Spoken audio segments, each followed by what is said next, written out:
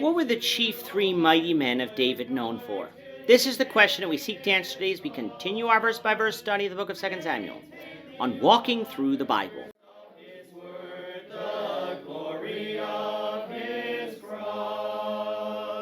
Today we're going to be discussing 2 Samuel chapter 23, verses 8 to 17. But before we do that, let's read the passage. If you have a Bible with you, turn to 2 Samuel chapter 23, verse 8. But if you don't have a Bible, don't worry. Just follow along with us on the screen. The version that we'll be reading from is the New King James Version. So 2 Samuel chapter 23, beginning at verse 8. These are the names of the mighty men whom David had. Joshab-Bashebath, the Tachmonite, chief among the captains. He was called Adino the Eznite, because he had killed 800 men at one time. And after him was Eleazar, the son of Dodo, the Ahohite, one of the three mighty men with David when they defied the Philistines, who were gathered there for battle, and the men of Israel had retreated. He arose and attacked the Philistines until his hand was weary, and his hand stuck to the sword. The Lord brought about a great victory that day, and the people returned after him only to plunder. After him was Shema the son of Agi the Hararite. The Philistines had gathered together into a troop where there was a piece of ground full of lentils. So the people fled from the Philistines. But he stationed himself in the middle of the field, defended it, and killed the Philistines. So the Lord brought about a great victory. Then 3 of the 30 chief men went down at harvest time and came to David at the cave of Adullam. And the troop of the Philistines encamped in the valley of Rephaim. David was then in the stronghold, and the garrison of the Philistines was then in Bethlehem. And David said with longing, "Oh, that someone would give me a drink of the water from the well of Bethlehem, which is by the gate." So the 3 mighty men broke through the camp of the Philistines, drew water from the well of Bethlehem that was by the gate, and took it and brought it to David. Nevertheless, he would not drink it, but poured it out to the Lord. And he said, "Far be it from me, O Lord, that I should do this. Is this not the blood of the men who went in jeopardy of their lives?" Therefore he would not drink it. These things were done by the 3 mighty men. This section of 2 Samuel 23, through the end of the chapter, is appended to the end of 2 Samuel, but like with chapter 22, actually belongs to the time near the beginning of David's reign in Jerusalem, as that is where it is placed in 1 Chronicles.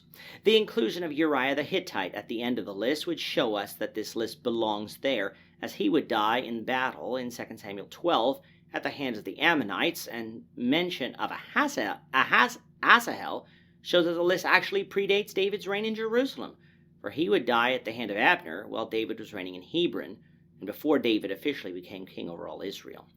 Again, why it is placed here should not concern us, as this is simply showing us the mighty men that followed David, not only at the end of 1 Samuel, but into his time as king as well. Now I know that it contains a lot of hard-to-pronounce names, and as such is often skipped, but it was placed in the Bible for a reason, and so there are some things we could learn. Mainly, we learn that David's men were not just a hodgepodge band of men. There was order and structure. What we find listed here are 3 classes of men. The first class is what we have enumerated for us today, while the second and third classes of men will be enumerated tomorrow in the next lesson. How these men were separated into classes seemingly had to do with their accomplishments as soldiers. The first class of soldiers appear to have done the greatest deeds. The second did great deeds, but not like the first, while the third class were good soldiers, but not like the ones above them. And that really is true in any army. You will have some soldiers that will rise through the ranks of the army to become captains and generals, while others simply remain near the lower ranks their entire career, not because they were bad soldiers, but simply because they weren't as good as others. David's army was no different. Among the first rank was Joshab-Bashebath, the Tachmonite, Eleazar, the Ahohite, and Shema the Hararite. Joshab-Bashebath was chief among the captains because he had killed 800 men at one time. That certainly would have been quite the feat, but as we said before, when God was with an army in Israel, they could seemingly do impossible things. Eleazar came after him, and what he was known for was attacking the Philistines until his hand became tired. However, his hand remained on the sword in spite of this, and the Lord brought about a great victory that day, showing us that it was because of the Lord that Eleazar was able to do this. After Eleazar came Shema, who was known for defending a field of lentils from the Philistines, who had gathered to take it when the rest of Israel in the area had fled at the sight of the Philistines. This too was done through the Lord, who brought about a great victory. So as you can see, these men were men of great bravery and valor, and thus deserving of such high military rank. But they were also men who trusted in the Lord, for the Lord is the one who brought about victory here. Verses 13 to 17 relates to us a story which probably took place back in 2 Samuel 5, when David was fighting the Philistines following his capture of Jerusalem. If you recall back to that chapter, once David took Jerusalem, the Philistines attacked out of fear that they would lose the ability to control Israel if David consolidated power. And in one of those battles, we find the Philistines in the valley of Rephaim, which is near Bethlehem, and David told to go circle from behind and attack the Philistines. Adullam would fit the position where David was told to go, and so this leads us to the conclusion that what is recorded here is an event that occurred before this battle. What we find is that before the attack, David was thirsty and longed for the water that came from the well of Bethlehem, which would have been in the midst of the Philistine army's position. The reason he longed for this water is that was the water he grew up on, and so, as we often do, we long for things we had growing up, whether it's food, drink, or something else. Well, 3 unnamed men from David's mighty men heard David's words and risked their lives to get some of this water.